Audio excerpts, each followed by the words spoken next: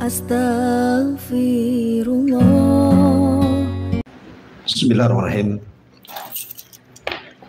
Assalamualaikum warahmatullahi wabarakatuh. Alhamdulillah wassalatu wassalamu ala Rasulillah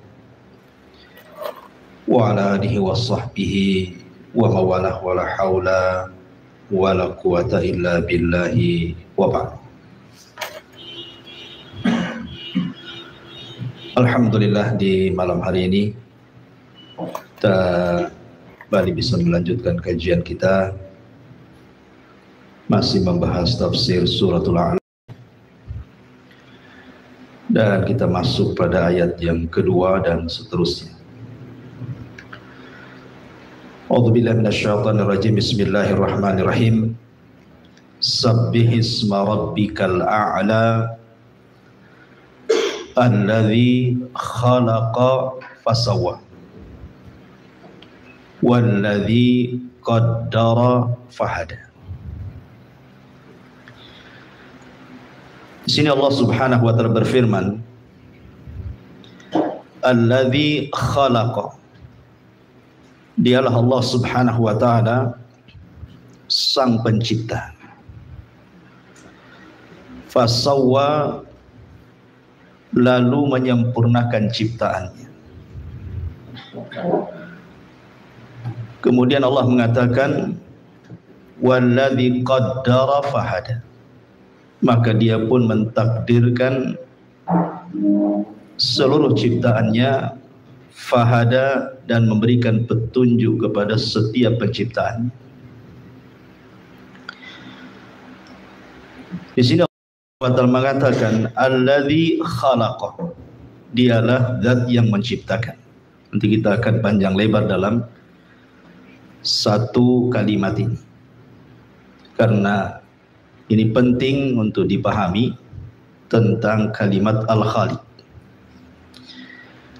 Jadi Allah Subhanahu wa taala menciptakan segala sesuatu, termasuk kita manusia. Dan ayat yang pertama kali turun kepada Rasul adalah menjelaskan tentang persoalan ini. Iqra bismi rabbikal ladzi khalaq. Khalaqal insana min 'alaq. Ya Muhammad, bacalah. Iqra, dengan menyebut nama Rabb. Alladzi khalaq, yang menciptakan segala sesuatu, dan juga khalaqal insan, menciptakan manusia. Jadi kalimat khalaq ada dua di sini. Khalaq yang pertama mutlak, artinya segala sesuatu, tidak ada yang tercipta kecuali Allah yang menciptakannya. Kemudian khalaq yang kedua muqayyad, karena mengkhususkan kepada penciptaan manusia. Khalaqal insana min 'alaq. Ketika Allah Subhanahu wa taala menciptakan makhluknya, anggap saja manusia, maka Allah Subhanahu wa taala sawwah, menyempurnakan ciptaannya. Dalam ayat yang lain, fasawwaka fa'adalak, beliau Allah Subhanahu wa taala menyempurnakan ciptaannya dan menyeimbangkannya. Ahli tafsir mengatakan bahwa yang dimaksud sawwa di sini artinya Allah Subhanahu wa taala menciptakan makhluk ini fi ahsani taqwim, dalam kondisi sebaik-baik penciptaan. Manusia yang pertama kali diciptakanlah Adam alaihi salatu wassalam. Dan Allah katakan laqad khalaqnal insana fi ahsani taqwim. Artinya Adam itu makhluk yang paling indah yang Allah ciptakan. Dan ini bantahan kepada teori Darwin yang mengatakan bahwa asal muasal manusia itu dari kera. Bagaimana dari kera, sementara Allah Subhanahu wa taala ketika memasukkan kita, kalau Allah takdirkan kita masuk surga, maka Allah akan membentuk seluruh turunan Adam seperti Adam. Kenapa Allah Subhanahu wa taala ciptakan kita kelak di sorga seperti bentuk Adam? Karena Allah ingin ikram, memuliakan Bani Adam. Tidak mungkin orang masuk sorga dalam bentuk kera kan? Karena sorga itu tempat yang mulia. Masa kera bisa masuk sorga? Makanya Allah Subhanahu wa taala bentuk lagi seperti bapak kita. Semua manusia, laki-lakinya perempuannya, tingginya 60 hasta, lebarnya 7 hasta, dan ketampanannya persis seperti Adam alaihi salatu wassalam. Baru dimasukkan ke dalam surga. Ini menunjukkan kemuliaan manusia dan bantahan kepada teori Darwin. Kemudian Allah mengatakan, alladzi qaddar, dialah yang mentakdirkan semua makhluknya termasuk manusia. Allah takdirkan rizkinya, Allah takdirkan umurnya, Allah takdirkan bahagia celakanya dan begitu seterusnya. Kemudian hada, Allah berikan petunjuk bagaimana cara dia hidup, bagaimana cara dia buat rumah, bagaimana cara dia makan, bagaimana cara dia menjaga kesehatan, bagaimana cara dia mencari pekerjaan dan begitu seterusnya. Bukan hanya manusia, bahkan binatang juga sama, diberikan insting untuk hidup sesuai dengan kemaslahatan mereka. Itu secara global tafsir daripada ayat kedua dan ketiga. Baik, kita akan fokus pada kalimat alladzi khalaqa. Dialah zat yang menciptakan. Di antara nama-nama Allah Subhanahu wa taala adalah Al-Khaliq, Sang Pencipta. Sebelum saya jelaskan mana ini, kita tahu bahwa di antara sifat dari sifat-sifat rububiyah Allah Subhanahu wa taala itu kembali kepada 5 sifat. Semua sifat rububiyah Allah Subhanahu wa taala itu kembali kepada 5 sifat. Pertama, sifatul khalqi, sifat bahwa Allah Subhanahu wa taala yang menciptakan semua makhluknya. Yang kedua, sifatul mulki, bahwa Allah Subhanahu wa taala yang menguasai seluruh makhluknya.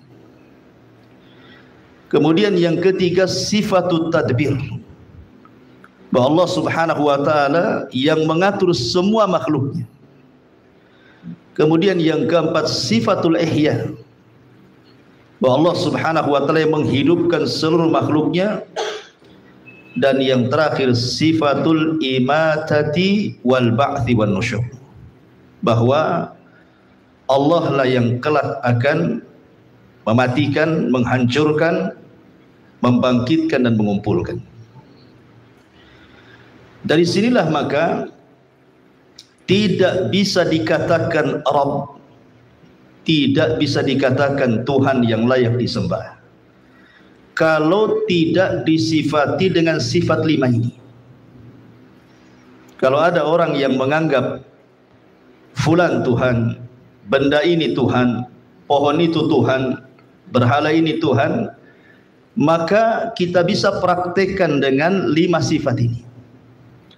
Apakah Tuhan yang dianggap Tuhan itu menciptakan? Apakah Tuhan yang dianggap Tuhan itu menguasai alam semesta? Apakah Tuhan yang dianggap Tuhan itu mengatur alam semesta? Apakah Tuhan yang dianggap Tuhan itu menghidupkan seluruh alam semesta? Apakah Tuhan yang dianggap Tuhan itu mampu menghancurkan semua makhluk di alam semesta? Kalau tidak, maka dia bukan Tuhan. Itu kesimpulannya. Ya. Di dalam Al-Quranul Karim, Allah Subhanahu wa taala menyebut kata Al-Khaliq itu 11 kali. Dengan sigah mufrad, tunggal, atau dengan sigah tafdil, dengan bentuk berlebihan, ataupun dengan sigah jama', Al-Khaliqun. Tetapi semuanya berjumlah 11 kali di dalam Al-Quranul Karim. Ma'asyiral muslimin yang dimuliakan Allah Subhanahu wa taala, ingin saya katakan Di dalam Al-Quran itu ada dua kata, Al-Khaliq dan Al-Khalaq. Al-Khaliq dan Al-Khalaq. Apa maksudnya dan apa perbedaannya? Secara makna sama, pencipta. Sebagian ulama mengatakan bahwa Al-Khaliq itu mufrad, sang pencipta. Artinya menciptakan sesuatu yang belum ada sebelumnya dan belum ada misal sebelumnya. Allah Subhanahu wa taala menciptakan makhluk di mana makhluk ini tidak ada sebelumnya dan tidak ada misal sebelumnya. Itu disebut Al-Khaliq. Tapi Khalaq ini artinya Allah Subhanahu wa taala menciptakan makhluk dari makhluk dan sifatnya terus menerus seperti manusia, terus menerus ada penciptaan. Atau dengan kata lain, ma'asyiral muslimin yang dimuliakan Allah Subhanahu wa taala, bahwa ketika Allah Subhanahu wa taala menciptakan makhluk itu ada dua perkara yang antum harus paham. Terkadang Allah Subhanahu wa taala menciptakan makhluk itu tanpa ada asal. Allah ciptakan dengan kalimat kun fayakun. Memang tidak ada sebelumnya, kemudian Allah ciptakan makhluk itu dengan kalimat kun fayakun. Jadi maka jadilah. Seperti contohnya Allah Subhanahu wa taala menciptakan arsy. Allah ciptakan dengan kun, jadi. Allah menciptakan kolam pena. Allah katakan pena kun fayakun. Jadi maka jadi pena. Allah menciptakan langit dan bumi. Allah katakan kun fayakun. Allah menciptakan nar, api. Allah menciptakan nur, cahaya. Allah menciptakan bumi atau turab. Semua dengan kata kun fayakun. Kemudian yang kedua, Allah Subhanahu wa taala menciptakan sesuatu dari sesuatu yang sudah diciptakan. Dengan kata lain, Allah menciptakan makhluk dari makhluk. Seperti Allah Subhanahu wa taala menciptakan nur, cahaya, dari cahaya tercipta malaikat. Berarti malaikat tercipta dari makhluk yang namanya cahaya. Dan cahaya diciptakan oleh Allah dengan kun fayakun. Kemudian Allah ciptakan nar, api.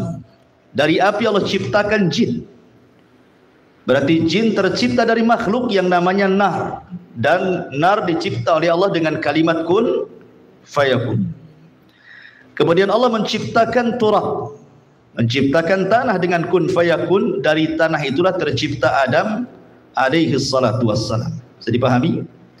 Jadi Allah Subhanahu wa taala menciptakan makhluk itu ada dua macam. Pertama, tidak ada materinya, langsung dengan kun fayakun.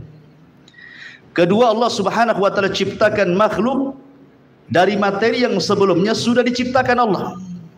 Seperti malaikat, kemudian jin, manusia, dan yang lainnya.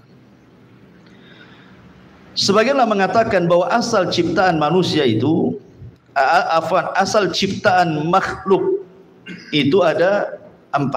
Usulul khalqi namanya. Usulul khalqi itu arba'atun. Asal penciptaan itu ada 4 macam. Ada pertama dari nur, cahaya. Kemudian dari nar, api. Kemudian dari alma, air. Kemudian dari turab, tanah. Dari nur tercipta malaikat. Dari nar tercipta jin.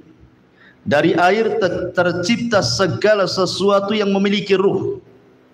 Tumbuh-tumbuhan, binatang, dan begitu seterusnya. Dan dari turab terciptalah Adam alaihi salatu wassalam. Baik, ma'asyiral muslimin yang dimuliakan Allah Subhanahu wa taala. Bicara tentang sifat Al-Khaliq, Allah Subhanahu wa taala sebutkan di dalam Al-Qur'an dan juga Nabi sallallahu alaihi wasallam menyebutkan dalam hadis Nabi sallallahu alaihi wasallam. Dari Al-Qur'an contohnya, Allah Subhanahu wa taala berfirman dalam surah Al-Hasyr 24, Huwallahul khaliqu al-bari'u al-musawwiru lahul asmaul husna. Dialah Al-Khaliq yang menciptakan. Dialah Al-Bari. Kalimat Al-Bari itu artinya yang Allah Subhanahu wa taala yang berusaha untuk membentuk, menyempurnakan ciptaannya. Al-Musawwir yang merancang sedemikian rupa. Makanya Allah Subhanahu wa taala mengatakan alladzi khalaqaka. Di situ ada nama Al-Khaliq. Fasawwaka fa'adalak. Di situ ada nama Al-Bari. Fi ayyi syai'in ma syaa rakkabak. Itu di situ ada musawwir. Biar antum paham. Ketika manusia membentuk atau membangun rumah, ada 3 pekerjaan kan ketika membangun rumah itu. Pertama, ada gambar dulu yang disebut dengan muhandis dalam bahasa Arab, bahasa kitanya insinyur. Insinyur digambar dulu rumahnya kayak apa, kemudian dihitung habisnya berapa, batanya berapa, pasirnya berapa, besinya berapa, kan itu. Sebelum bangun rumah itu kan dihitung dulu. Yang kedua, baru kita datangkan tukang-tukangnya untuk membangun pondasinya, membangun tiangnya, membangun tembok sampai ke atap. Kemudian yang ketiga baru kemudian menyempurnakan. Ya, menyempurnakan dengan keindahannya, catnya warna begini, dan itu ya, interiornya harus begini. Itu semua rumah seperti itu. Tentu walillah matsalul a'la. Bagi Allah Subhanahu wa taala tentu permisalan yang lebih tinggi dibandingkan makhluk ketika membangun rumah. Nah, ketika Allah Subhanahu wa taala menciptakan makhluk juga dalam 3 proses. Pertama Al-Khaliq, yang kedua Al-Bari, yang ketiga Al-Musawwir. Al-Khaliq, Allah Subhanahu wa taala menciptakan dulu. Alladzi khalaqaka, dia ciptakan. Kemudian setelah itu fasawwaka fa'adalak. Allah sempurnakan, Allah seimbangkan, itu disebut Al-Bari namanya. Dalam ismu Allah itu namanya Al-Bari. Kemudian fi ayyi syai'in ma syaa rakkabak. Sesuai dengan kehendak Allah, seperti apa yang Allah kehendaki. Maka Allah indahkan ciptaannya, itu disebut musawwir namanya. Lah begitulah ketika Allah Subhanahu wa taala menciptakan makhluknya. Ma'asyiral muslimin yang dimuliakan Allah Subhanahu wa taala, dalam hadis Nabi sallallahu alaihi wasallam juga menyebutkan kalimat Al-Khaliq, seperti Allah mengatakan, Rasul mengatakan la ta'ata li makhluqin fi ma'siyatil khaliq. Tidak ada ketaatan kepada makhluk, tidak ada ketaatan kepada makhluk dalam rangka bermaksiat kepada Al-Khaliq yang menciptakan. Ma'asyiral muslimin yang dimuliakan Allah Subhanahu wa taala. Adapun makna Al-Khaliq sendiri, apa sih makna Al-Khaliq itu? Ada 3 makna. Di dalam Al-Quranul Karim ada 3 makna ketika para ulama menjelaskan makna Khaliq di sini. Yang pertama, ijadus syai'i minal adam. Menciptakan sesuatu dari ketidakadaan, itu disebut Al-Khaliq, mencipta namanya. Menciptakan sesuatu dari ketidakadaan. Seperti Allah mengatakan Allahu khaliqu kulli syai'in wa huwa ala kulli syai'in wakil. Dalam surah Zumar Allah mengatakan ayat ke-62, Allah dialah Al-Khaliq yang menciptakan kulla syai'in, segala sesuatunya, dari yang tidak ada menjadi ada. Ini mana yang pertama. Makanya ketika ada seorang sahabat bertanya kepada Nabi sallallahu alaihi wasallam, ya Rasulullah, aina kana rabbuna qabla an yakhluqal khalqa? Rasul, di mana dahulu Rabb kita berada sebelum dia menciptakan makhluknya? Nabi sallallahu alaihi wasallam ditanya, di mana Allah Subhanahu wa taala berada sebelum Allah menciptakan makhluknya? Maka Rasul mengatakan kana fi ama ma fawqahu hawa wa ma tahtahu hawa thumma khalaqa arsyahu 'alal ma. Dia berada di ama, di kegelapan. Tidak ada di atas dan di bawahnya udara. Kemudian dia menciptakan arasy-Nya. Artinya ketika ditanya, ada dalam riwayat yang lain bahwa Allah subhanahu wa ta'ala tidak bersama siapapun.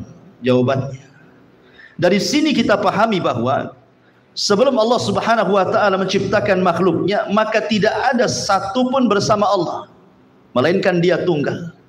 Dari sini kita pahami bahwa segala sesuatu selain daripada Allah subhanahu wa ta'ala ada makhluk. Karena sebelumnya Allah tunggal. Kalau ada kemudian yang lainnya beserta Allah subhanahu wa ta'ala, berarti itu semua adalah makhluk. Karena Allah subhanahu wa ta'ala tidak pernah bersyirikat. Dia tunggal, kemudian dia menciptakan makhluknya. Qul huwallahu ahad, Allahus samad. Dialah tunggal dan semua makhluk bergantung kepada Allah subhanahu wa ta'ala. Dan perlu diingat bahwa selain daripada Allah subhanahu wa ta'ala tidak bisa menciptakan. Makanya ketika Allah subhanahu wa ta'ala menyinggung berhala-berhala yang disembah orang-orang Quraisy, apa kata Allah? Ya ayyuhan nas, dhuriba mathalun fastami'ulah. Wahai manusia, Allah hendak membuat permisalan kepada kalian, dengarkan, perhatikan. Innal ladzina tad'una min dunillah la yakhluqu dubaban. Sesembahan selain daripada Allah subhanahu wa ta'ala, mereka tidak akan sanggup menciptakan walaupun seekor lalat. Seekor lalat pun tidak bisa mereka ciptakan. Walau ijtama'ulah, walaupun seluruh sesembahan satu dunia berkumpul, kemudian katakan ciptakan oleh kalian lalat, sungguh mereka tidak mampu untuk menciptakan lalat. Bagaimana langit dan bumi? Lalat saja tidak bisa diciptakan. Makanya kemudian Allah subhanahu wa ta'ala mengatakan, wa iyaslubuhumud dubab syai'an la yastankidhuhu minhu dha'ufat talib wal matlub. Jangan lagi menciptakan lalat. Seandainya ada sesajen diletakkan di berhala, kemudian lalat mencuri satu makanan, mungkin kalau bahasa kita satu butir beras, satu butir nasi, kemudian lalat itu memakannya, maka berhala-berhala tidak sanggup untuk mengembalikan makanannya. Dari sini Allah katakan dha'ufat talib wal matlub. Sungguh lemah orang yang menyembah berhala dan berhalanya juga lemah. Dua-duanya lemah. Ya. Ma'asyiral muslimin yang dimuliakan Allah Azza wa Jalla. Maka dialah satu-satunya pencipta dan tidak ada yang menciptakan selain Allah. Makanya kita lihat ada sahabat di zaman Rasul namanya Adi ibn Hatim. Zubair ibn Mut'im radhiyallahu anhu. Zubair ibn Mut'im. Dia datang dari Mekah untuk membunuh Nabi. Karena kerabatnya banyak yang mati di perang Badar. Dendam dia. Akhirnya kemudian dia datang ke Madinah dengan sembunyi-sembunyi. Ketika sudah dekat Masjid Nabawi, masjid di zaman itu kan gelap. Dia bisa sembunyi di mana saja. Ketika ada kesempatan dia menghunus pedangnya ketika Rasul menjadi imam salat, ketika itu salat maghrib, maka dia mendengar apa yang dibacakan Nabi SAW. Apa yang dibacakan Nabi surah Thaha. Ketika Nabi SAW sampai kepada ayat am khuliqu min ghairi syai'in am humul khaliqun am khalaqus samawati wal arbal la yuqinun.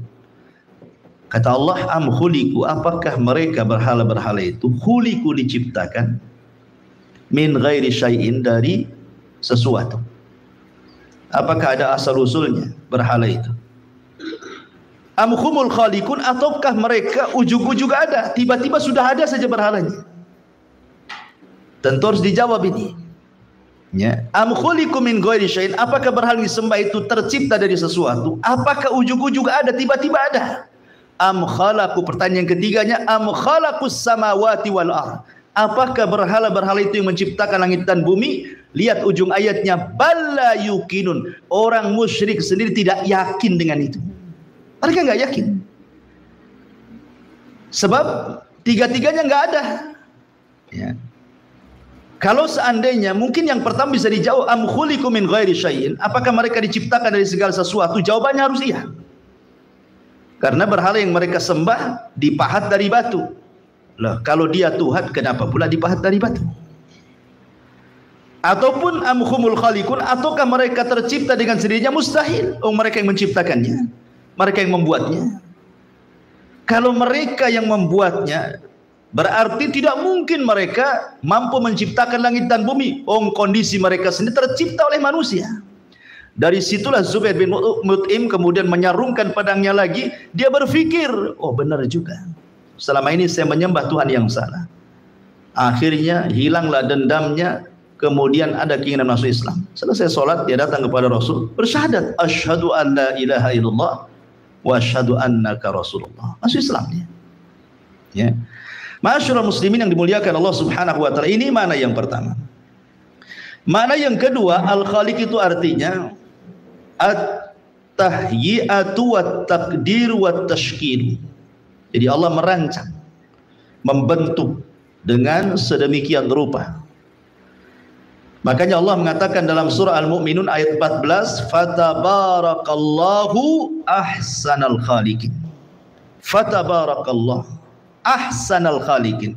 Kalimat ahsanal khaliqin, sebaik-baik ciptaan, karena Allah membentuk sedemikian rupa.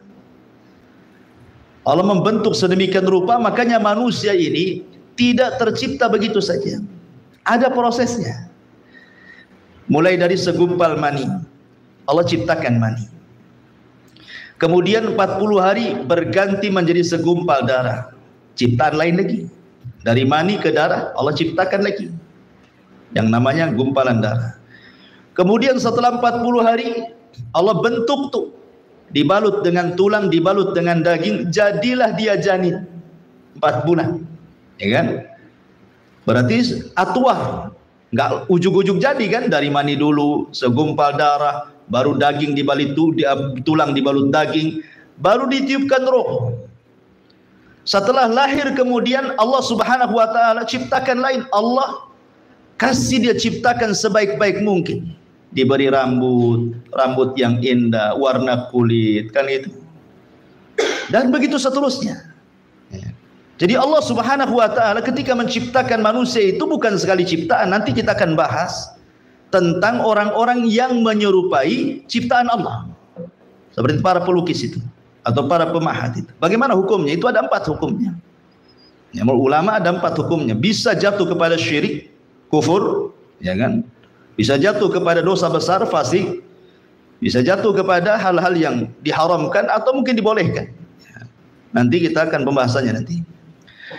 Taib, ma'asyiral muslimin yang dimuliakan Allah Azza wa Jalla. Kemudian makna yang ketiga, makna al-khaliq adalah al-kadhib, dusta.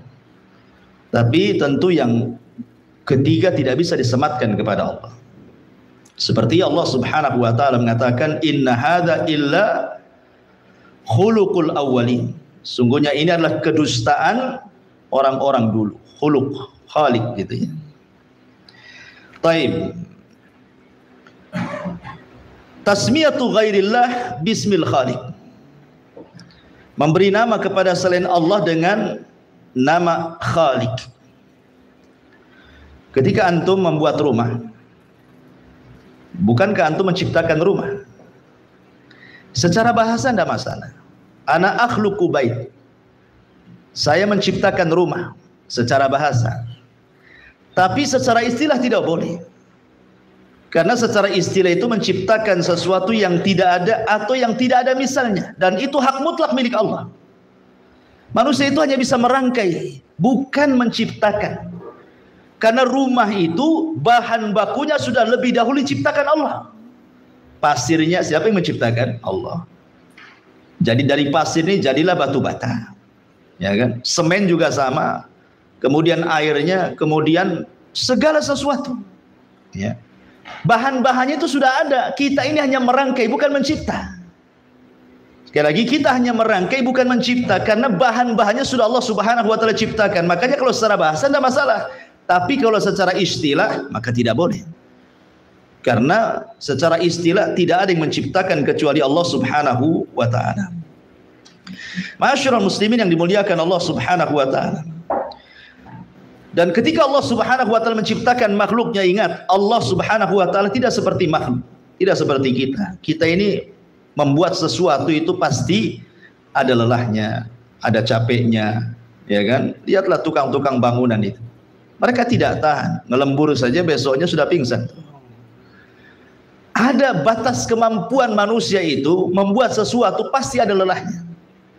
Tapi Allah Subhanahu wa taala tidak pernah disentuh dengan kelelahan.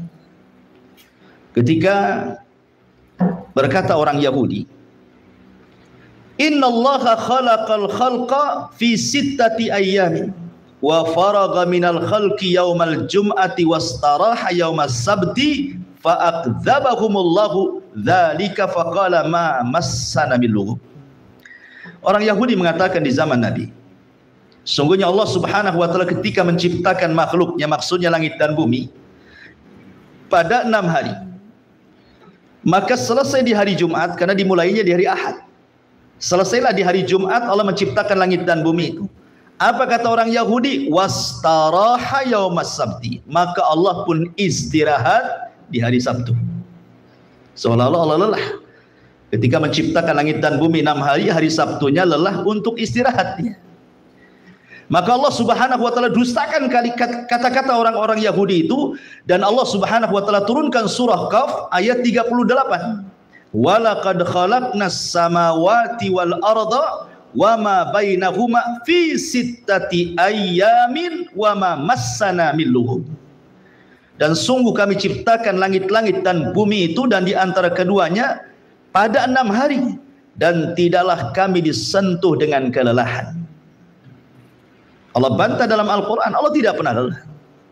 Allah tidak pernah lelah. Karena manusia ini kalau lelah, bisa bermasalah kepada bangunan yang dibangunnya, atau bermasalah kepada dirinya. Ya kan?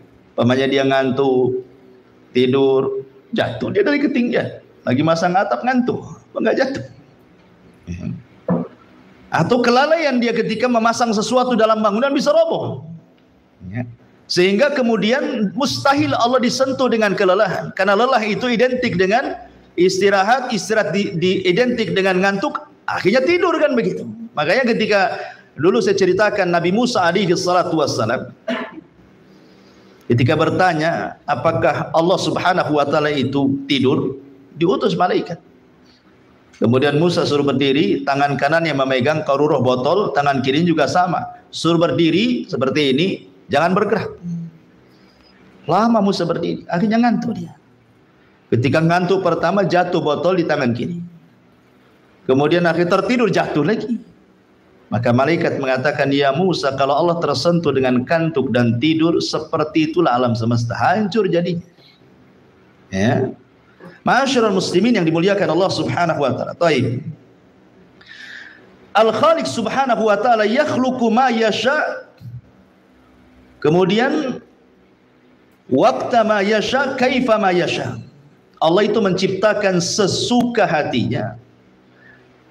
Begitu juga waktunya Allah menciptakan sesuka-suka dia kapan waktunya. Termasuk juga cipta yang diciptakan sesuka dia ciptakan.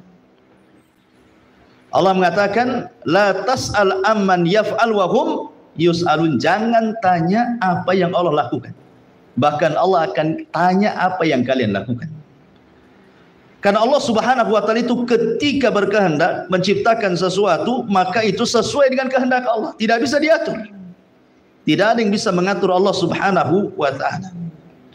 Makanya Allah mengatakan dalam surah Asy-Syura ayat 50, 49 sampai 50, lillahi mulkus samawati wal ar yakhluqu ma yasha yahabu liman yasha inathan wa yahabu liman yasha ad-dzukura. Allah lah pemilik langit dan bumi, dia menciptakan sesuai kehendaknya. Terkadang Allah menganugerahkan kepada orang yang dikehendakinya terciptalah perempuan, ataupun menghendaki tercipta laki-laki. Lihat ketika keluarga Imran bernazar ingin punya anak laki-laki supaya bisa berkhidmat ke Baitul Maqdis. Rupanya mengandunglah perempuan Maryam. Karena Allah yang berkehendak kan itu. Kita berkehendak, Allah pula tidak berkehendak, tidak terjadi. Allah berkehendak, kita pula tak berkehendak, pasti terjadi. Karena yang namanya Allah Subhanahu wa taala menciptakan sesuatu pasti ikut maratibut takdir. Dipastikan ikut maratibut takdir. Apa maratibut takdir? Al-ilmu, al-kitabatu, al-masyiatu, al-khalq. Itu disebut maratibut takdir. Maratibut takdir itu artinya tingkatan-tingkatan takdir. Kalau orang awam mungkin beriman kepada takdir cukup mengatakan apa yang Allah kehendaki terjadi, apa yang tidak Allah kehendaki tidak terjadi. Itu iman kepada takdir masyarakat awam seperti itu. Tapi kalau bagi antum para talabatul ilmi ya bukan hanya sekedar ini. Harus paham namanya maratibut takdir namanya. Pertama al-ilmu. Ketika Allah Subhanahu wa taala sebelum menciptakan sesuatu, maka Allah Subhanahu wa taala dengan pengetahuannya yang luas, maka Allah sudah menggambarkan apa yang akan diciptakannya. Kemudian setelah itu Allah catat apa yang akan diciptakannya itu di tempat yang disebut dengan Lauhil Mahfuz. Kemudian setelah itu Allah Subhanahu wa taala ketika menciptakan itu pasti atas kehendaknya, ada masyiah, kehendak. Ya, suka-suka Allah menciptakan manusia, menciptakan ini, menciptakan itu. Tetapi yang jelas bahwa tidak ada penciptaan Allah itu yang sia-sia. Baru setelah itu Allah ciptakan. Kan itu ya. Ada ilmunya dulu, ada catatannya dulu, ada kehendaknya dulu, baru terciptalah makhluk. Jadi al-khaliq itu tidak lepas daripada maratibut takdir tadi. Ma'asyiral muslimin yang dimuliakan Allah Subhanahu wa taala. Lah Allah Subhanahu wa taala juga ketika menciptakan makhluk ini beragam ciptaannya. Ada yang besar sekali seperti arasy kan itu ya. Besar sekali. Bahkan ketika Nabi sallallahu alaihi wasallam menggambarkan betapa besarnya arasy Allah Subhanahu wa taala, Allah membandingkan penciptaan bumi dengan langit, kemudian penciptaan langit bumi dengan kursi, kemudian penciptaan kursi langit dan bumi dengan arasy. Kata Nabi SAW, perbandingan bumi dengan langit itu seperti cincin dilempar ke padang pasir. Cincin itu bumi, padang pasir itu langitnya. Apabila digabung langit dengan bumi dengan kursi Allah, sama dengan cincin dilempar ke padang pasir. Cincin itu langit buminya, kursi itulah padang pasirnya. Apabila disatukan nih, mulai dari kursi, langit, bumi dengan arasy Allah Subhanahu wa taala, maka ibarat kita melempar cincin di padang pasir. Cincin itulah kursinya, langitnya, buminya, padang pasir itu arasy-nya. Gimana yang menciptakan arasy-nya? Allahu Akbar. Tentu Allah lebih besar daripada itu kan gitu. Jadi Allah Subhanahu wa taala menciptakan makhluk beragam untuk menunjukkan bahwa Dia adalah Al-Khaliq, pencipta. Mampu menciptakan segala sesuatu. Dari yang besar sampai yang kecil. Makhluk Allah tidak mungkin menciptakan seperti yang Allah ciptakan. Manusia hanya merangkai. Dan itu pun terbatas. Ketika Allah Subhanahu wa taala menciptakan manusia, terus Allah ciptakan. Kulla yaumin huwa fi sya'n. Setiap hari Allah itu sibuk. Ya, melahirkan ini, mematikan ini, melahirkan ini, mematikan itu. Artinya kan di sini penciptaan terus berlangsung tuh. Setiap hari Allah ciptakan manusia. Sekarang ada pabrik. Coba memproduksi apa? Sampai di mana kuatnya pabrik memproduksi sebuah barang itu? Pasti ada rusaknya mesin itu. Ada lelahnya. Nah, pasti ada lelahnya kan gitu ya. Tidak mungkin istimrar seperti itu kan. Dari situ saja menunjukkan kelemahan kita dan kekuatan Allah Subhanahu wa taala. Ma'asyiral muslimin yang dimuliakan Allah Azza wa Jalla. Tetapi di sana ada makhluk-makhluk Allah yang Allah muliakan. Dengan cara Allah ciptakan langsung dengan kedua tangannya. Seperti dalam sebuah hadis dari Abdullah ibn Umar radhiyallahu anhuma, Rasul mengatakan, "Khalaqallahu arba'ata asya' biyadi." Allah Subhanahu wa taala menciptakan 4 perkara dengan tangannya. Yang pertama ada, Allah ciptakan langsung dengan tangannya. Makanya disinilah kenapa iblis hasad. Karena iblis tidak diciptakan langsung dengan tangan, diciptakan dari api. Kenapa Allah ciptakan Adam dengan tangannya? Supaya memadamkan kesombongan iblis. Itu keutamaan, ya kan? Kemudian yang kedua, wal arsh, Dan Allah ciptakan arsy dengan tangannya, wal qalam, dan juga pena, kemudian wa jannatu adn, dan surga Aden. 4 perkara ini Allah Subhanahu wa taala ciptakan langsung dengan tangannya. Ada yang mengatakan yang lainnya termasuk juga alwah. Alwah itu maksudnya Taurat, kitab Taurat. Karena Allah mengatakan dalam surah Al-A'raf ayat 145, wa katabna lahu fil alwah, dan kami catat, ya. Maksudnya Allah sendiri yang mencatat dengan tangannya. Di mana? Di alwah, ya, di papan gitu ya. Min kulli syai'in. Jadi ada yang mengatakan bahwa papan Taurat termasuk yang diciptakan oleh tangan Allah Subhanahu wa taala. Itu keistimewaan. Tapi ma'asyiral muslimin yang dimuliakan Allah Subhanahu wa taala, sedikit kita memahami tentang apa sih asar atau pengaruh ketika kita beriman dengan Ismullah, nama Allah yang disebut dengan Al-Khaliq itu. Tentu nama-nama Allah Subhanahu wa taala itu ada pengaruhnya. Nama-nama Allah itu ada pengaruh kepada kita orang yang beriman. Dan kita harus senantiasa mengingat Allah. Makanya lihat bagaimana Allah Subhanahu wa taala buat kita mengingat Allah mulai dari tidur sampai bangun tidur. Kita disuruh menyebut nama Allah. Sebelum tidur apa doanya? Bismikallahumma amutu wa ahya. Bismikallahumma amutu wa ahya. Dengan menyebut nama Allah, kan itu. Aku mati dan aku hidup. Menunjukkan bahwa sebelum tidur kita menyebut nama Allah. Bangun tidur juga sama. Alhamdulillahilladzi ba'dama amatana wa ilaihi nusyur. Lihat bagaimana Allah menyuruh kita untuk ingat selalu dengan Dia, baik sebelum tidur atau sesudah tidur. Menunjukkan jangan sampai kita berlepas dengan Allah Subhanahu wa taala. Lah nama Al-Khaliq itu ada asar dalam keimanan. Ada pengaruh dalam keimanan apabila kita paham makna daripada kalimat Al-Khaliq itu. Di antaranya adalah kalimat Al-Khaliq itu yastalzimul iman biwahdaniyatihi subhanahu. Mengharuskan kita beriman dengan keesaan Allah Subhanahu wa taala. Kenapa? Karena di alam semesta ini tidak ada zat yang mampu menciptakan seperti yang Allah lakukan. Makanya Allah mengatakan ayusyrikuna ma la yakhluqu syai'an wa hum yukhlaqun. Apakah kalian hendak menyekutukan zat yang mereka tidak bisa menciptakan, bahkan mereka yang diciptakan? Di sini tumbuh tauhid bahwa hanya Allah lah satu-satunya zat pencipta.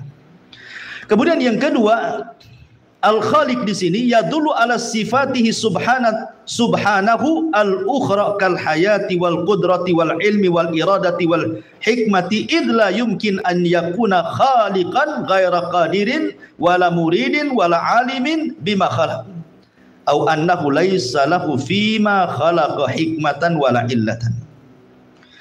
Ketika kita sebut nama Khaliq, itu mengharuskan ada sifat-sifat yang lainnya yang nempel dari sifat Al-Khaliq itu. Seperti al-haya kehidupan, al-qudrah kemampuan, al-ilmu pengetahuan, al-iradah kehendak, al-hikmah adanya kebaikan. Karena tidak mungkin Allah Subhanahu wa taala menciptakan sesuatu tanpa ada kemampuan menghidupkan, atau tanpa ada kemampuan untuk menciptakan yang diciptakannya, atau tanpa ada pengetahuan, atau tanpa ada keinginan, atau tanpa ada hikmah kebaikan di dalamnya. Makanya kalimat Khaliq ini nanti akan nempel sifat-sifat yang lain di situ.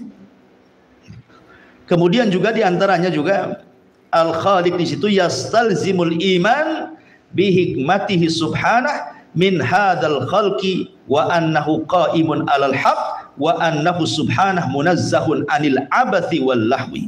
Ketika Allah Subhanahu wa taala disebut Al-Khaliq, maka Allah Subhanahu wa taala menciptakan itu karena hikmahnya. Segala sesuatu yang Allah ciptakan ada hikmah di balik penciptaannya. Alima man alimah, jahila man jahilah. Ada yang orang tahu yang hikmahnya, ada yang tidak paham. Tapi yakinlah bahwa Allah Subhanahu wa taala menciptakan segala sesuatu, tidak ada yang main-main. Tidak ada penciptaan yang Allah ciptakan itu al-abath wal lahu, tidak ada. Allah menciptakan bukan main-main. Ya, makanya Allah mengatakan dalam surah Al-Mu'minun 115 dan 116, afahasibtum annama khalaqnakum abatha wa annakum ilaina la turja'un. Bagaimana Allah katakan, apakah kalian mengira ketika kami menciptakan kalian, kami ciptakan kalian main-main dan kalian tidak akan dikembalikan kepada kami? Tidak, kalian diciptakan bukan untuk main-main. Makanya kita lihat ketika Allah Subhanahu wa taala menyebut kalimat syukur dalam Al-Qur'an, la in syakartum la azidannakum. Kalau kalian syukur kepadaku, ku tambah nikmat kalian. Dan nikmat Allah itu tidak ada yang bisa menghitungnya. Wa in ta'uddu nikmatallah la tuhsuha. Kalau kalian hendak menghitung nikmat Allah, kalian tidak sanggup menghitung. Sekarang alat apa coba yang bisa menghitung nikmat Allah? Komputer. Sebelum habis menghitungnya sudah rusak komputernya. Karena wa fi anfusikum afala tubsirun. Di badan kita saja nikmat Allah banyak. Apalagi di luar sana. Ya, nikmat Allah itu begitu banyak di luar sana. Dan tidak ada yang sia-sia ciptaan Allah Subhanahu wa taala. Semua menjadi kebaikan bagi manusia. Semua alam semesta ini menjadi kebaikan bagi manusia, pemandangannya, keindahannya, nikmat-nikmatnya gitu kan. Dan yang paling besar daripada itu adalah diutusnya seorang utusan dari kalangan manusia sendiri. Allah tidak mengutus malaikat, Allah tidak mengutus jin. Tapi Allah mengutus manusia sebagai rasul dari kalangan manusia, supaya memudahkan untuk berdakwah. Dan itu nikmat Allah yang paling besar. Jadi kita tidak diciptakan sia-sia, bahkan diutus nabi lagi, diutus rasul lagi, untuk memberikan hidayah bagaimana cara menyembah Allah Subhanahu wa taala. Kemudian juga kalimat Al-Khaliq itu yurithul mahabbah al-kamilah, mewariskan adanya cinta yang sempurna. Kenapa? Karena Allah itu ketika menciptakan kita bukan hanya menciptakan saja. Makanya dulu saya jelaskan kepada antum tentang 5 nikmat yang Allah Azza wa Jal karuniakan kepada kita. Siapa yang ingat?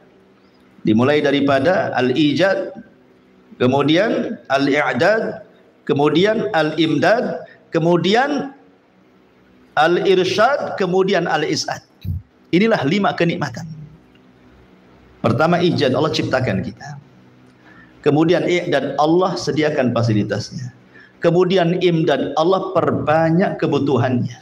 Kemudian al-irsyad, Allah berikan insting kepada manusia. Ini bisa dimakan, ini tidak. Ini bisa dijadikan obat, ini tidak. Ini bisa ditempati, ini tidak. Allah berikan irsyad. Kemudian terakhir Allah berikan kebahagiaan. Lah dengan fasilitas Allah itu, Allah hanya minta satu, supaya kita bersyukur. Dengan cara apa? Jangan menyembah kecuali kepada Allah. Wa ma khalaqtul jinna wal insa illa liya'budun. Makna liya'budun kata Ibnu Katsir, illa liwahiduni, agar mereka mentauhidkan aku dengan ibadahnya itu. Ya. Baik. Kemudian juga ketika kita bicara tentang Al-Khaliq, maka Al-Khaliq artinya yastalzim qabula syar'ihi, menerima semua syariat yang Allah turunkan, termasuk berhukum dengan Allah, redha dengan hukumnya, tidak boleh mengganti selain daripada hukum Allah Subhanahu wa ta'ala. Karena Allah mengatakan ala ya'lam man khalaqa wa huwal latiful khabir. Tidakkah mereka tahu siapa yang menciptakan mereka? Berarti kalau tahu Allah yang menciptakan, berarti semua makhluk harus ikut aturan Allah. Allah sudah menurunkan nabi, rasul, dibuat aturan bagi manusia. Kenapa demikian? Kenapa kita harus mengikuti aturan Allah dan syariatnya? Karena Allah yang menciptakan kita, Allah yang paling tahu maslahat kita. Adapun aturan-aturan yang dibentuk oleh manusia, undang-undang dibuat manusia, tidak semua membuat maslahat. Kenapa? Karena mereka tidak paham kehendak kita manusia. Tapi Allah yang menciptakan kita paham maslahat kita. Makanya dibuat undang-undang untuk kemaslahatan manusia. Betapa banyak undang-undang yang dibuat manusia merusak. Tetapi tidak ada undang-undang yang merusak dari Allah, karena Allah tahu kemaslahatan manusia. Nah, itulah hebatnya Allah Subhanahu wa ta'ala. Dari sinilah kalau kita sudah tahu, la ta'ata li makhluqin fi maksiatil khaliq. Tidak ada ketaatan kepada makhluk dalam rangka bermaksiat kepada Allah Subhanahu wa ta'ala. Ma'asyiral muslimin yang dimuliakan Allah Subhanahu wa ta'ala. Adapun dalil bagaimana tahu bahwa Allah adalah sang khaliq? Apa tandanya, apa alamatnya, apa dalilnya? Kalau Allah Subhanahu wa ta'ala satu-satunya sang khaliq, itu apa dalilnya? Burhannya apa? Nah, itu ya. Maka tentu secara fitrah, secara akal, secara dalil qaul, secara dalil nakal, semua terjawab. Yang pertama secara fitrah, bukti wujudnya Allah Subhanahu wa taala itu tidak perlu belajar, ikhwan. Tidak perlu belajar. Bukti wujudnya Allah. Fitrah mengakuinya. Contoh nih, kalau antum lihat pesawat. Antum kan hanya lihat pesawatnya saja. Tapi antum tidak lihat pilotnya. Antum lihat pilotnya? Kan tidak. Hanya lihat pesawatnya saja kan. Tapi antum yakin bahwa pesawat itu terbang pasti ada pilotnya. Tidak mungkin terbang sendiri. Drone saja yang nggak ada pilotnya tidak mungkin terbang sendiri kecuali ada yang main ininya kan, yang memainkannya kan, remote-nya kan. Tidak mungkin tiba-tiba terbang begitu saja. Itu pesawat tuh, makhluk kecil. Bagaimana dengan alam semesta yang besar? Masa nggak ada penciptanya? Mustahil. Ya, pasti ada yang menciptakannya, ada yang mengaturnya. Mustahil tiba-tiba ujung-ujung ada, itu udah mustahil. Makanya ingat ketika saya menceritakan tentang perdebatan Abu Hanifah dengan seorang ateis, ya kan? Ketika kemudian ateis ini menantang debat Abu Hanifah, kemudian Abu Hanifah telat datang dalam perdebatan itu. Kemudian Abu Hanifah menjelaskan kenapa telatnya. Kata Abu Hanifah, kamu sudah tahu bahwa perjalananku ke tempat ini harus menyeberangi sungai, katanya. Jadi tidak bisa tergesa-gesa. Cuman masalahnya yang buat aku terlambat itu, ketika aku hendak menyeberangi sungai, kok di depan saya ada pohon. Pohon itu tumbang sendiri, terpotong-potong sendiri, terserut sendiri, tiba-tiba terangkai jadi perahu sendiri, tiba-tiba aku naik ke dalam perahu itu, tiba-tiba jalan sendiri, tiba-tiba mengantarkan aku ke tempat tujuan ini tanpa ada yang nahkodanya, tidak ada yang mengantarkan, dia jalan sendiri. Kata orang ateis, kadzabta, dusta kamu. Mana ada, katanya. Abu Hanifah, kalau gitu selesai debatnya. Kenapa? Kenapa? Kata Abu Hanifah, kalau gitu selesai debatnya. Sudah menang Abu Hanifah. Kalau dia mengatakan kadzabta, dusta, itulah jawabannya. Kalau orang ateis saja mengatakan kadzabta, dusta, ceritanya Abu Hanifah, iyalah jelas. Tidak mungkin pohon tumbang sendiri kecuali yang menumbangkannya. Tidak mungkin terpotong sendiri kecuali yang memotongnya. Tidak mungkin terserut sendiri kecuali yang menyerutnya. Tidak mungkin terangkai jadi kapal kecuali yang membuatnya. Tidak mungkin pula kapal berjalan kecuali nakodanya. Ini kapal. Dari pohon jadi kapal. Ada yang menciptakannya. Lah alam semesta masa ujung-ujung ada kan? Sudah selesai, benang saya debat. Karena dia sudah mengatakan kadzabta, dusta. Itulah jawabannya. Berarti kamu mengakui alam semesta ini ada Sang Khalik pencipta. Karena mendustakan dongengannya Abu Hanifah. Ya. Kalau dia mengatakan sodakta, engkau benar, berarti adalah perdebatan di situ. Ketika dia mengatakan kadzabta, dusta, berarti dia mengingkari, berarti sesungguhnya dia meyakini alam semesta tidak mungkin tercipta kecuali ada yang menciptakan. Makanya sering saya katakan sama antum, fitrah manusia itu kullu maulud yuladu alal fitrah. Lihat orang-orang yang di hutan-hutan belantara sana. Yang di hutan-hutan itu, kita lihat mereka menyembah aneh-aneh kan, menyembah pohon, menyembah akar, menyembah ular, macam-macam di hutan itu. Orang-orang yang ada di hutan primitif lah. Zaman sekarang sudah ada, nggak ada zaman dulu ya kan. Loh kenapa mereka sampai menyembah seperti itu? Karena mereka yakin ada yang menciptakan mereka. Cuman mereka salah mengambil sesembahan gitu saja. Karena tidak diutus Nabi kepada mereka. Tapi fitrah bahwa alam semesta ini ada yang disembah, maknanya ada yang menciptakan, sudah tertanam pada setiap orang itu. Cuman salah aja mereka cari sembahan kan itu ya. Karena Rasul tidak sampai. Dari situ fitrah mengakui bahwa di alam semesta ini ada Sang Khalik pencipta. Itu fitrah. Fitrah manusia tidak mungkin mengingkari. Ya. Ma'asyiral muslimin yang dimuliakan, adapun secara dalil hissi, indrawi, ya, kita dapat mendengar, menyaksikan ada orang berdoa tiba-tiba dikabulkan doanya, atau kita sendiri berdoa kemudian setelah itu dikabulkan doanya. Nah, siapa yang mengabulkan doa kita? Coba, antum berdoa berarti ada Sang Khalik di situ yang menciptakan, yang mengabulkan kita ini kan dengan penciptaan dia. Ya, diciptakan pengabulannya. Adapun dalil akli, dalil pikiran, bukti akan Allah Subhanahu wa taala sang Khaliq ikhwatu fillah muliakan Allah Azza wa Jalla bahwa tidak mungkin makhluk menciptakan dirinya sendiri, itu sudah cukup.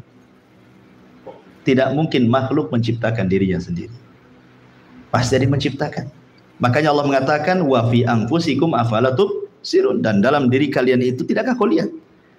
Apakah saya tanya antum, apakah antum tercipta dengan sendiri? Tidak. Kalau dia mengatakan, oh dari ibu saya tanya ibumu dari siapa? Dari bapaknya lagi. Bapaknya dari mana? Dari terus sampai kapan ujungnya kan? Ya. Paling mentok di Adam tuh. Nanti pertanyaannya gimana dengan Adam? Nah, kan, apakah Adam tiba-tiba ada kan gitu kan? Pasti ada yang menciptakannya. Ujung-ujungnya juga mentok. Ya. Adapun dalil kaun sudah jelas lah, adanya alam semesta, adanya langit, bumi, angin, oksigen, macam-macam itu bukti adanya sang pencipta. Adapun dalil-dalil berserak di dalam Al-Quran, bahkan kitab-kitab langit yang Allah Subhanahu wa taala turunkan mulai dari Suhuf, Taurat, Zabur, Injil, Quran menetapkan adanya sang Khaliq. Dari sana ada pencipta Allah Subhanahu wa taala. Semua kitab langit. Tanya sama orang Nasrani, tanya sama orang Yahudi, tanya sama orang-orang yang membaca kitab-kitab lama. Apalagi kita seorang muslim membaca Al-Quran, membaca hadis Nabi sallallahu alaihi wasallam. Ma'asyiral muslimin yang dimuliakan Allah Subhanahu wa taala, intinya bahwa ketika kita mengatakan Allah Subhanahu wa taala adalah Al-Khaliq, dia adalah sang pencipta, berarti semakin besarlah keagungan kita kepada Allah Subhanahu wa taala. Karena harus ada athar sekali lagi dalam keimanan. Ketika kita meyakini bahwa alam semesta tidak mungkin tercipta begitu saja, harus ada yang menciptakannya, dan ini bagian daripada rububiyatullah, rububiyah Allah. Kenapa? Karena sifat Al-Khaliq itu tidak diingkari siapapun, tidak diingkari. Mau orang musyriknya, mau orang kafirnya, mau orang yang berimannya, sifat Khaliq tidak diingkari. Mana dalilnya? Allah katakan dalam Al-Quran, ya, wala in sa'altahum man khalaqas samawati wal ar fayaquluna Allah. Apabila engkau bertanya kepada mereka orang-orang musyrik itu, siapa yang menciptakan langit dan bumi? Pasti mereka akan katakan Tuhan, Allah, atau macam mana istilahnya kan? Bahasa-bahasa istilah Tuhan. Ya, pasti mereka akan mengatakan Tuhan. Kalau kita Allah lah kan begitu. Pasti. Makanya kemudian dalam bab rububiyah tidak diingkari siapapun. Makanya orang yang kalau hanya bertauhid rububiyah ini belum memasukkan ke dalam Islam. Ya. Kalau hanya meyakini Allah pencipta, Allah pengatur, Allah penguasa dan begitu seterusnya, penghidup, pemati, belum dikatakan muslim. Karena rububiyah ini diimani oleh semua agama. Ya. Antum tanya agama mana saja, siapa yang menciptakan langit dan bumi, pasti akan mengatakan Tuhan, Tuhan, Tuhan, Tuhan, kan gitu ya. Bahasa kitanya Allah, Allah atau apa gitu ya. Makanya tauhid rububiyah tidak cukup. Harus ada tauhid yang kedua yang disebut uluhiyah. Kalau kalian sudah mengakui bahwa yang menciptakan alam semesta ini Tuhan, lah kenapa engkau tidak sembah Tuhan? Kenapa kau sembah berhala ini, berhala itu, patung ini, patung ini? Nah, dalam hati kalian tahu bahwa tidak ada yang menciptakan Allah. Makanya ketika Nabi SAW hijrah dari Mekah ke Madinah, kemudian berjumpa dengan ayahanda Imran ibn Husain, namanya Husain. Ya, ayahanda Imran namanya Husain. Ya Husain, kam ta'budu ilahan fil ard. Berapa sih Tuhan yang kau sembah di bumi ini, katanya, kata Nabi. Kata Husain itu, dia mengatakan sab'an, 7 berhala, katanya. Sittatun fil ardi wa wahidun fis sama. Yang 6 ada di bumi, yang 1 ada di langit, katanya. Kata si Husain nih kan. Berapa Tuhan yang kau sembah, katanya? 7. Yang 1 di langit, yang 6 di bumi, katanya.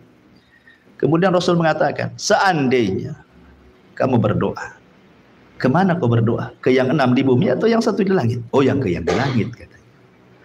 Kalau anakmu sakit, minta sembuh, kemana minta kesembuhan? Ke yang 6 di bumi atau ke yang 1 langit? Ya ke yang di langit, katanya. Pokoknya setiap ditanya ke yang di langit, ke yang di langit itu.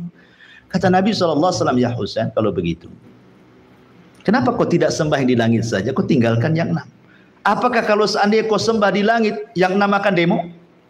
Oh enggak, yang di atas lebih kuat daripada yang di bawah. Kalau sudah begitu, sembahlah yang kuat, tinggalkan yang lemah. Masuklah ke dalam Islam. Akhirnya bersyahadat dia. Asyhadu an la ilaha illallah wa asyhadu annaka Rasulullah. Ya. Ma'asyiral muslimin yang dimuliakan Allah Azza wa, karena keberadaan Sang Khalik di atas ketinggian, ya. Sabbihisma rabbikal a'la, itu tidak bisa diingkari. Tidak bisa diingkari siapapun. Coba antum lihat, siapapun yang naik pesawat, mau mukminnya, mau kafirnya, mau musyriknya, di atas pesawat. Kemudian pesawatnya menabrak awan-awan yang kayak cadas. Kata pilot, sebentar lagi pesawat mau jatuh. Kira-kira apa yang terjadi? Semua berdoa. Kemana mereka berdoa? Pasti mereka akan berdoa ke yang di atas. Pasti mereka akan mengandalkan ke atas semuanya. Ya Allah kan, itu dengan bahasa mereka. Karena ketinggian Allah itu fitrah, ikhwan. Ketinggian Allah itu fitrah, tidak bisa diingkari. Ya, bahwa Allah itu maha tinggi, tinggi secara zatnya dan begitu seterusnya. Ya, makanya kenapa ketika kita sujud mengucap subhana rabbiyal a'la, maha suci Allah yang maha tinggi, kan itu ya. Ya, karena kita ini hamba, dia tinggi-tinggi. Ya. Intinya bahwa ketika kita mengimani sifat Khalik di sini juga, bahwa kita diingatkan bahwa ada kehidupan setelah kematian. Minha khalaqnakum, ya, dari tanah kami ciptakan kalian. Wa minha nu'idukum, dari tanah kami kembalikan kalian.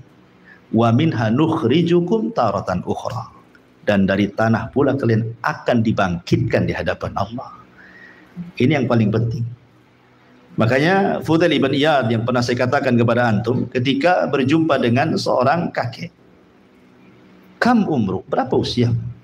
Kata kakek ini, situna sana, usiaku 60 tahun. Kata Fudail bin Iyad, oh kalau gitu sudah lama kau ini berjalan menuju Allah, sudah jauh harusnya kau tuh, sudah mendekati, karena sudah lama umurnya kan, artinya kalau kamu berjalan menuju Allah tuh umur 60 tahun berarti sudah jauh tuh. Dia mengatakan la haula wala quwata illa billah, inna lillahi wa inna ilaihi rajiun. Kata kakek ini mengatakan inna lillah, kepada Allah lah, milik Allah lah kami dan kepada Allah lah kami kembali. Kemudian kata Fudail, tahukah kamu makna inna lillahi wa inna ilaihi rajiun? Tidak tahu, kata kakek ini, fasirlah kalau kita tafsirkan. Maka Fudail bin Iyad mengatakan inna lillahi itu artinya kami semua hamba Allah. Wa inna ilaihi rajiun, dan akan kembali menghadap Allah. Ketika kita akan kembali menghadap Allah, maknanya kita akan mempertanggungjawabkan di hadapan Allah. Kemudian kakek ini mengatakan, bagaimana caranya aku mempertanggungjawabkan di hadapan Allah? Kata Fudail, mudah sekali. Gimana caranya? Antuhsina fi mabaki, kamu harus memperbaiki waktu yang ada ini. Maka Allah subhanahu wa ta'ala akan mengampuni dosamu yang telah kau lakukan dulu dan yang sekarang. Tapi kalau engkau tidak memperbaiki kehidupan sekarang, Allah akan mengadab kamu dari dosa yang dulu pernah kau lakukan dan dosa yang sekarang kau lakukan. Makanya Hasan Al-Basri mengatakan bahwa hari itu cuma 3 hari saja. Hari itu sebenarnya cuma 3 hari. Hari kemarin, hari besok, dan hari sekarang. Hari kemarin mustahil kembali. Besok mustahil kita dapat berjumpa. Bisa saja sebelum besok kita mati. Berarti yang mungkin itu hari yang sekarang. Ya kan? Kemarin tidak mungkin kembali. Besok belum tentu kita dapat. Ya, itulah sisanya hari. Berarti hari inilah yang kita gunakan untuk beribadah kepada Allah subhanahu wa ta'ala. Nah, itulah pentingnya ketika kita memahami makna al-Khaliq. Wallahu a'lam bishawab. Ini diantara penafsiran ayat yang kedua, alladzi khalaqaka fasawwaka fa'adalak, alladzi khalaqa fasawwa walladzi qaddara fahada. Baik, sampai di sini kita buat tanya jawab. Kalau ada yang bertanya silakan. Kalau enggak, ya ikan gabus ya, makin cepat makin bagus. Kita baik, silakan. Allah dengan kalimat kun fayakun itu, iya, kan terang dengan milik Allah. Baik. Terkadang kita mendengar komentar saudara kita yang menggunakan hal itu bagaimana? Kadang entah tujuannya atau dukun gitu. Dukun ataupun dia kun fayakun gitu. Nggak bisa, nggak boleh. Ya, itu tukang sulap yang gitu-gitu biasa. Itu dusta kalau dia mengatakan kun fayakun, namanya tukang sulap kan. Dia nutupi botol dengan kain, nanti botolnya jadi dari botol kaca jadi botol plastik gitu kan. Kun fayakun, nah, itu sedang berdusta dia. Nggak ada yang bisa kun fayakun kecuali Allah Subhanahu wa taala. Tidak ada. Itu semua para pendusta, tukang sulap. Ya. Atau mungkin bahasa kitanya simsalabin abragadabraga. jadi nggak bisa, itu tukang sulap, itu penipu. Kun fayakun itu mutlak milik Allah. Makanya ketika orang-orang Nasrani mereka menganggap bahwa Isa itu adalah anak Tuhan, maka Allah Subhanahu wa taala katakan, inna mathala Isa kamathali Adam khalaqahu min turab thumma yaqulu kun fayakun thumma qala lahu kun fayakun. Sungguhnya permisalan Adam itu, permisalan Isa itu sama dengan Adam. Allah ciptakan dia dari tanah, kemudian Allah katakan kun fayakun. Sekarang Isa kalau kita katakan sumbernya, Isa bersumber dari Maryam. Isa bersumber dari Maryam, madahnya gitu ya. Sementara Adam bersumber dari tanah. Mana yang lebih utama, tanah ataukah Maryam? Sementara Maryam sendiri kalau asal usulnya nanti ke tanah juga. Nah itu ya. Kenapa kalian tidak menuhankan Adam, malah menuhankan Isa? Padahal penciptaan Adam sama dengan Isa, bahkan lebih. Kenapa? Karena Adam tanpa ayah dan bapa, Hawa tanpa ada ibu, Isa tanpa ada bapa, dan antum semua ada bapa ada ibu. Ya kan? Artinya bahwa ini penciptaan ini juga termasuk dalam pembahasan kita. Bahwa Allah Subhanahu wa taala mampu menciptakan makhluk tanpa ayah dan ibu. Allah mampu menciptakan makhluk tanpa ibu Hawa. Allah menciptakan makhluk mampu tanpa bapak seperti Isa. Dan Allah mampu menciptakan kalian semua dengan adanya ayah dan bapa. Dan ini kan ala kulli syai'in qadir namanya. Allah itu atas segala sesuatu mampu, yang dianggap mustahil bagi kita, Allah itu mampu menciptakannya. Apa yang tidak mampu bagi Allah? Semua Allah mampu menciptakan. Ya, jadi itu juga bantahan kepada mereka orang-orang Nasrani. Wallahu a'lam. Ya. Allah kan menciptakan makhluk semuanya sempurna. Bagaimana dengan yang terlahir dalam keadaan yang kalau kita lihat tidak sempurna? Cacat. Ya. Allah Subhanahu wa taala menciptakan sesuai dengan kehendaknya. Secacat-cacat apapun manusia, tetap itu ciptaan Allah, dan itu lebih sempurna dibandingkan makhluk yang lainnya. Walaupun dia cacat, ya, lebih sempurna. Ya, tadi saya katakan bahwa kenapa demikian? Karena Allah Subhanahu wa taala menciptakan makhluk itu tidak ada yang bisa menirunya. Seperti Allah Subhanahu wa taala, saya bahas tadi lupa ya, tentang tidak boleh meniru ciptaan Allah Subhanahu wa taala. Saya di mukadimah saya katakan ada 4 pembahasan. Ya. Pembahasan yang pertama, barang siapa yang meniru ciptaan Allah dalam rangka untuk disembah, maka ini syirik dan kufur. Contoh, ketika Nuh alaihi salatu wassalam diutus, maka Nuh dihadapkan kepada kesyirikan pertama yang terjadi, di mana kaumnya menyembah patung-patung orang-orang soleh, Wud, Yaghus, Ya'uq, Suwa, Nasr. Kan itu ya. Ini orang-orang soleh di zaman Nuh.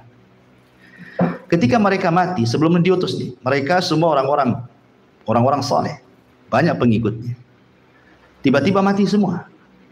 Maka syaitan datang membisikkan kepada kaum Nuh untuk membuat patung. Ya, kenapa kalian tidak membuat patung Wud, Yaghus, Ya'uq, Nasr? Untuk apa? Ya, mereka kan orang baik-baik, supaya terkenang kebaikannya. Maka dibuatlah patung.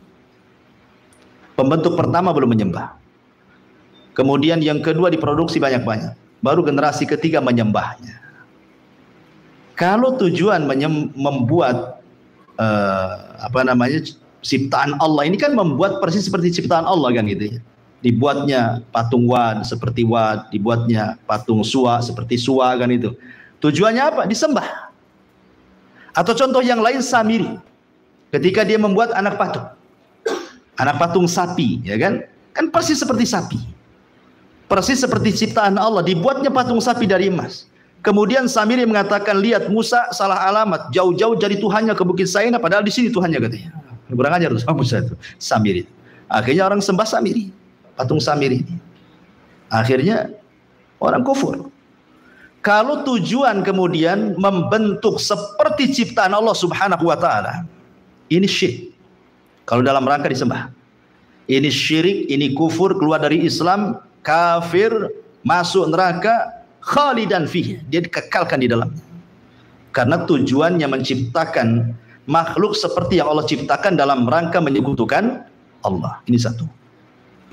Yang kedua, dia membentuk ciptaan itu ingin menyerupai ciptaan Allah, bukan dalam rangka disembah. Dia ingin menyerupai ciptaan Allah.